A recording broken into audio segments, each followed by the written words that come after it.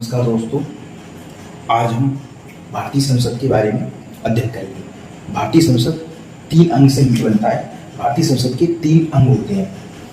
पहला राष्ट्रपति होता है, दूसरा अंग होता है राज्यसभा, तीसरा होता है लोकसभा। संसद 3 अंग से मिलकर बनती है। राष्ट्रपति, राज्यसभा और लोकसभा, इन तीनों के मिश्रण से बनता है संसद। तो संसद के एक अंग राष्ट्रपति को हम पहले पढ़ चुके हैं। आज हम राज्यसभा का अध्ययन करेंगे। राज्यसभा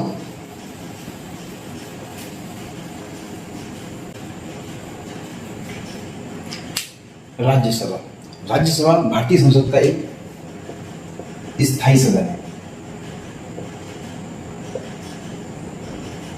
तात्पर्य कि इसके सदस्य हर 2 वर्ष बाद 1/3 बदलते रहते हैं, या आप ऐसे समझ सकते हैं इनके सदस्यों का कार्यकाल क्या होता है, 6 वर्ष होता है। लेकिन इनके सदस्यों का जो चुनाव इस हिसाब से होता है कि प्रति 2 वर्ष बाद 1/3 सदस्य क्या होते रहते हैं, रिटायर होते रहते हैं और नए आते रहते हैं। यानी एक बार में पूरा सत्र खत्म नहीं होता, पूरा सदन एक बार में उनको निर्वाचित नहीं करता है, उनको 1/3 के आधार पर करता है। ठीक है, अभी हम इसका अध्ययन करेंगे। और दूसरी की क्वालिटी से उच्च सदन भी बोलते हैं। राज्यसभा को हम स्थायी सदन, उच्च सदन या विशेषज्ञ सदन कहते हैं, क्योंकि इनके सदस्य जो होते हैं वो अपने क्षेत्र के उच्च व्यक्ति, पढ़े लिखे, योग्य, वकील या जिनको अपने क्षेत्र की विशेषज्ञता प्राप्त होती है, ऐसे सदस्यों के लिए इसका प्रावधान किया गया है। अब आज के तात्पर्य में अगर आपके संदर्भ में देखोगे वर्तमान में, तो आप ऐसा नहीं पाओगे कि अब पार्टी पॉलिटिक्स की वजह से चुनाव में प्रतिनिधि जो लोकसभा में हार जाते हैं, लगता है कि इसको आना चाहिए, उसको लेते हैं। लेकिन प्रारंभ में इसकी जो प्रारंभ करने का जो विचार था राज्यसभा को स्टार्ट करने का संसद में, उसका कारण यही है कि एक लोकसभा जो निर्वाचित सदस्य होते हैं उसमें ऐसे लोग निर्वाचित नहीं हो पाते हैं जो अपने क्षेत्र के विशेषज्ञ होते हैं या वो चुनाव में भाग लेना नहीं चाहते हैं। तो ऐसे विशेषज्ञ लोगों के लिए हम राज्यसभा के द्वारा क्या कर सकते हैं, उनकी सेवाएं ले सकते हैं। तो राज्यसभा एक स्थायी सदन है, ये उच्च सदन है, उच्च सदन और स्थायी सदन। इनके जो सदस्य होते हैं उनका निर्वाचन अगर आप देखोगे तो इनके सदस्य वर्तमान में, अगर संख्या के बारे में आप बात करें, इनके सदस्यों की संख्या अधिकतम कितनी हो सकती है, 250। भारतीय राज्यसभा के सदस्य की संख्या अधिकतम 250 हो सकती है। और उनका बंटवारा इन्होंने इस हिसाब से कर रहा है कि 238 + 12। 238 वो सदस्य होते हैं राज्यसभा में जो राज्यों से चुन के जाते हैं। राज्यों से चुन के जाएंगे 238 निर्वाचित होने के बाद, और 12 ऐसे सदस्य होते हैं जो मनोनीत होते हैं। आप फिर सुनिए, राज्यसभा में सदस्यों की संख्या अधिकतम 250 हो सकती है। इसमें से 238 वो सदस्य होते हैं जिनका चुनाव राज्यों से होता है। और राज्य से कौन करेगा, विधानसभा है। राज्यसभा के 250 सदस्यों में 238 सदस्यों का चुनाव राज्य की विधानसभाएं एकल संक्रमणीय मत प्रणाली के आधार पर, अनुपातिक प्रणाली के आधार पर होगा। और 12 सदस्यों का मनोनयन राष्ट्रपति के द्वारा होगा।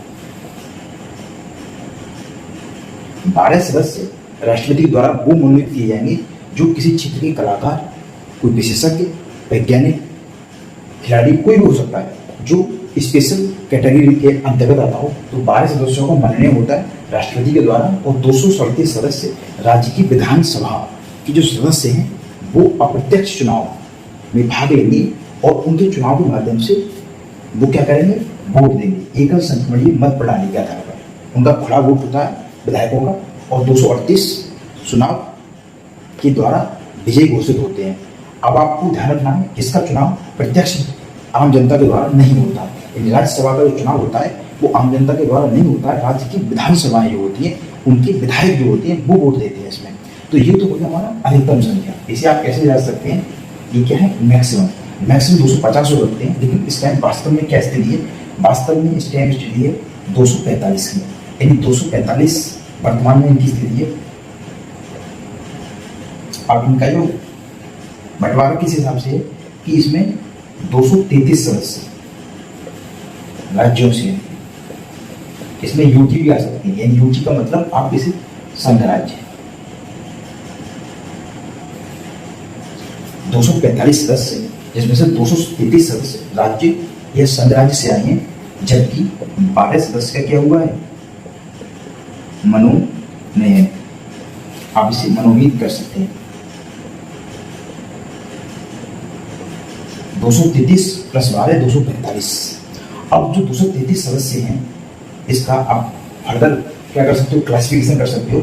इसमें से 229 सदस्य वो सदस्य होते हैं जो राज्यों से आते हैं, जो पूर्ण राज्य हैं, और 4 सदस्य केंद्र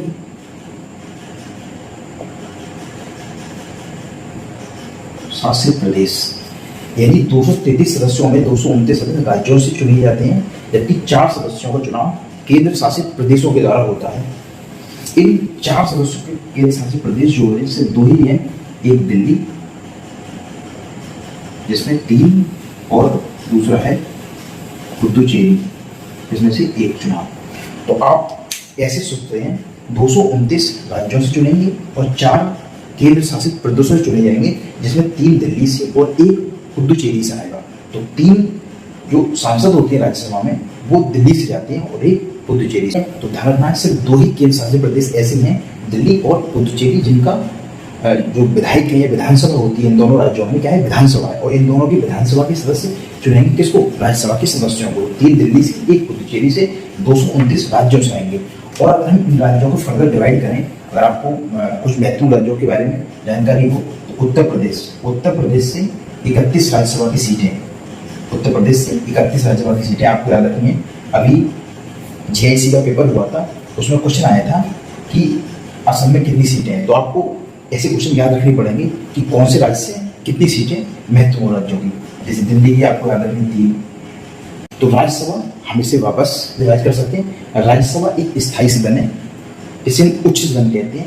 इनके सदस्य 250 अधिकतम हो सकते हैं, जिसमें 238 राज्य की विधानसभाएं या केंद्र शासित प्रदेश दोनों आ जाएंगे। राज्य और केंद्र शासित प्रदेश की विधानसभाओं के सदस्यों द्वारा मनोनीत होंगे और 12 क्या होंगे, राष्ट्रपति मनोनीत करेंगे। आपको फिर बता रहा हूँ 238 राज्य की विधानसभाओं द्वारा निर्वाचित होंगे अप्रत्यक्ष मत प्रणाली के आधार पर, जिसमें 233 राज्यों से चुने जाएंगे और उसमें से वर्तमान में 12 मनोनीत।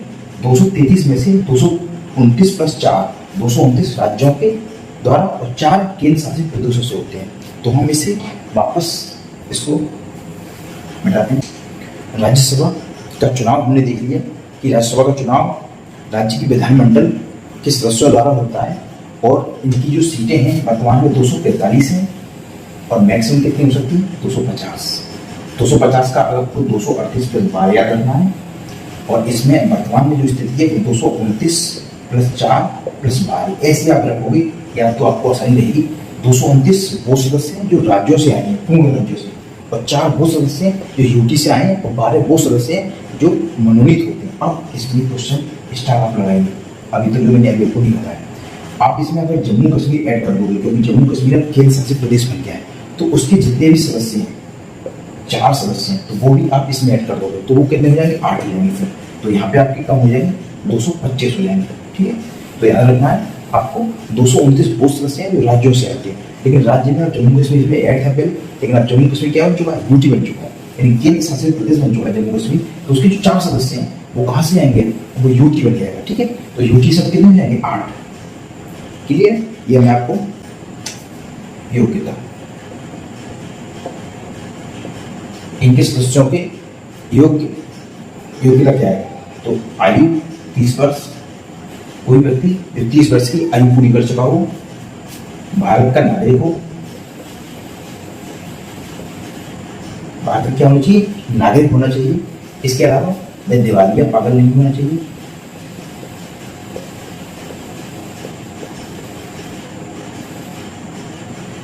वह दिवालिया या पागल नहीं होना चाहिए। उसका वोट होने से मतलब नहीं है कि अगर वो उत्तर प्रदेश से चुनाव लड़ रहा है तो उत्तर प्रदेश की विधानसभा या लोकसभा में उसका नाम हो, ऐसा नहीं हो, आप कहीं भी आप लड़ सकते हैं। इसके अलावा अगर संसद कोई भी ऐसा नियम बना देती है जो उसकी अहर्ताएं हो सकती है तो उसमें ऐड कर दो, यानी संसद के द्वारा कोई भी नियम होगा तो उस नियम को उसे फॉलो करना है। ठीक है, वर्ष की उम्र हो उसकी, भारत का नागरिक होना चाहिए, दिव्यांग पागल नहीं होना चाहिए।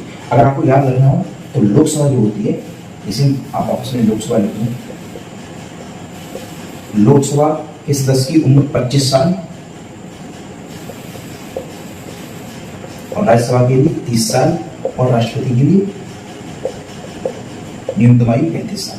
तो आप ऐसे याद रखते हो, 25 में 5 जोड़ना है, 5 में और जोड़ना है।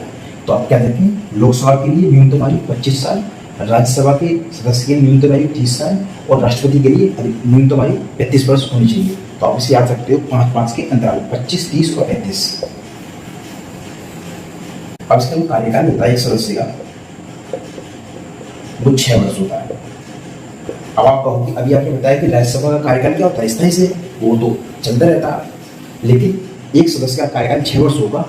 और इन्होंने कार्यकाल इस हिसाब से बांट रखा है कि अगर सदस्य 245 होंगे तो 245 के एक तिहाई इस साल हो जाएंगे, मान लो 2020, 2022, 2024। तो एक तिहाई इस वर्ष चुनाव हो जाएंगे, एक तिहाई इस वर्ष और एक तिहाई इस वर्ष, और उनका कार्यकाल चलता रहता है।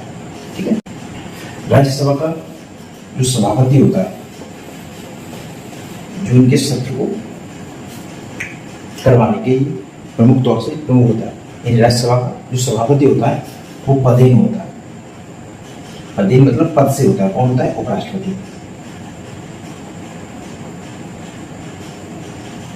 भारत का जो भी उपराष्ट्रपति होगा वो राज्यसभा का सभापति होगा। इसे पदेन सदस्य बोलते हैं, पदेन उपराष्ट्रपति। तो सभापति कौन होता है? उपराष्ट्रपति होता है। और उपराष्ट्रपति को जो वेतन मिलता है वो एज ए राज्यसभा के सभापति मिलता है, ना कि उपराष्ट्रपति। तो ध्यान रखना है, उपराष्ट्रपति को जो वेतन प्राप्त होता है वो उपराष्ट्रपति के पद के लिए नहीं मिलता है। उनका जो वेतन मिलता है वो राज्यसभा के सभापति करने के लिए मिलता है। सभापति होते हैं उपराष्ट्रपति। तो जो भी उपराष्ट्रपति होगा वो सभापति होंगे, इनके एक उपसभापति होते हैं। वो इन्हीं सदस्यों में से चुने जाते हैं। और इस समय कौन है? हरिवंश नारायण सिंह। और उपराष्ट्रपति कौन है? एम वेंकैया नायडू। एम वेंकैया नायडू इस समय उपराष्ट्रपति हैं और उपसभापति हरिवंश नारायण सिंह। अब राज्यसभा का जो महत्व है हमारी संसद में वो आपको पता होना चाहिए। संसद का कोई भी अगर प्रस्ताव पास होना है, जैसे हम विधेयक बोलते हैं,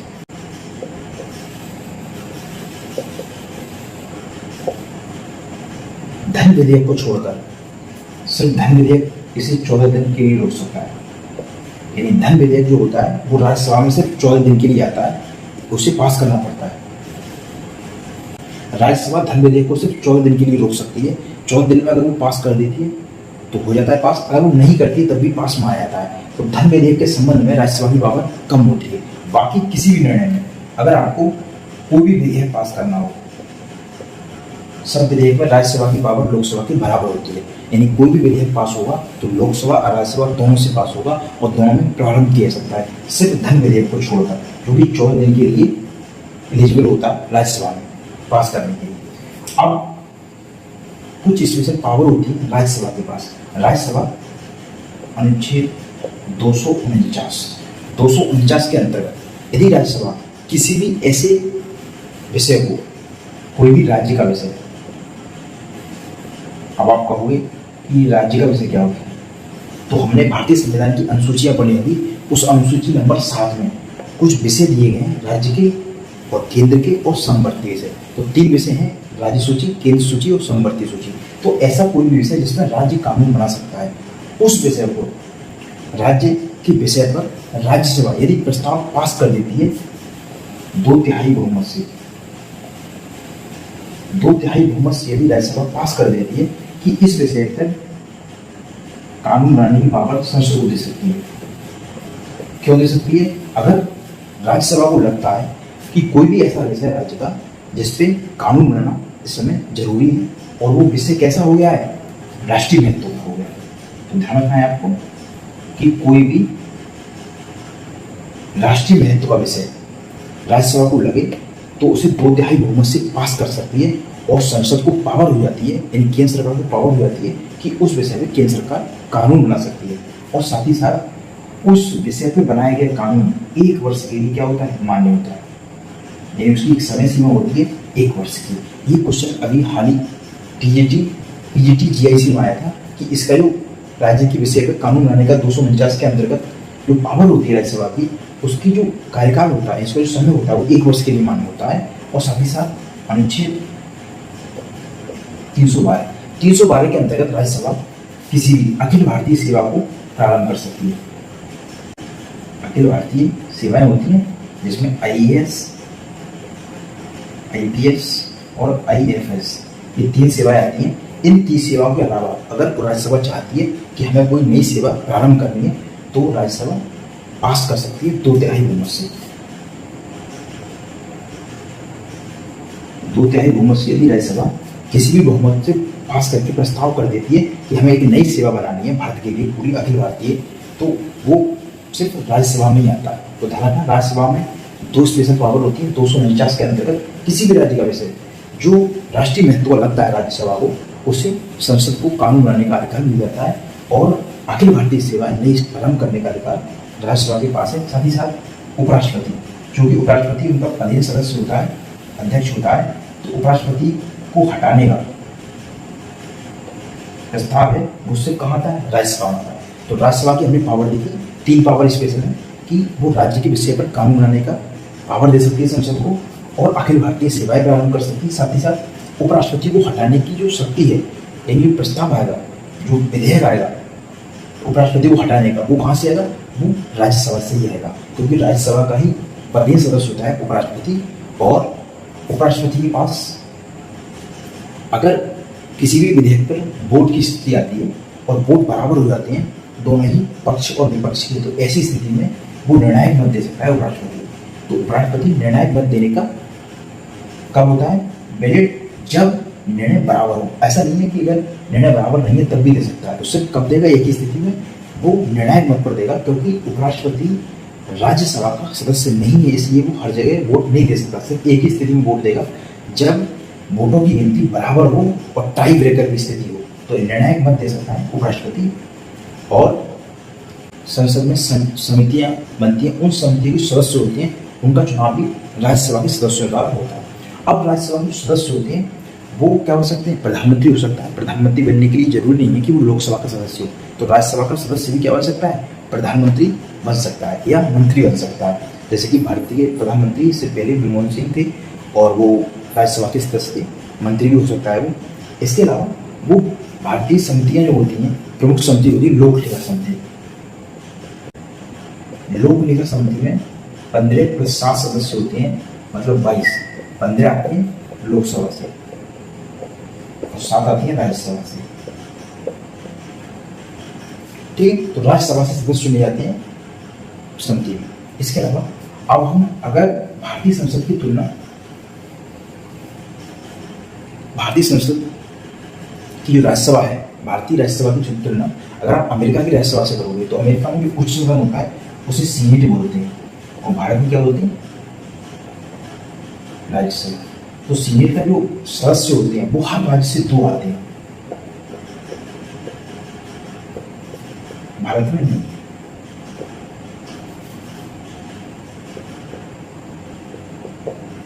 तो भारत में जो राज्यसभा के सदस्य होते हैं वो हर राज्य से अलग अलग आते हैं, जबकि सीनेट में हर राज्य से 2 सदस्य आते हैं। तो 50 सदस्य हैं गुणा 2 कितने मिल जाएंगे, 100। तो 100 सदस्य होते हैं सीनेट में, लेकिन भारत में ऐसा नहीं है। तो सीनेट जो अमेरिका की सीनेट होती है, जिसे उच्च सदन बोलते हैं, भारत की राज्यसभा से काफी मजबूत है, उसकी पावर ज़्यादा है। ठीक है, वो वित्त विधेयक, ईंधन विधेयक को भी कर सकती है, पेश कर सकती है, उसमें बदलाव कर सकती है। लेकिन राज्यसभा किसी भी धन विधेयक को क्या नहीं कर सकती, रोक नहीं सकती, उसमें बदलाव नहीं कर सकती है।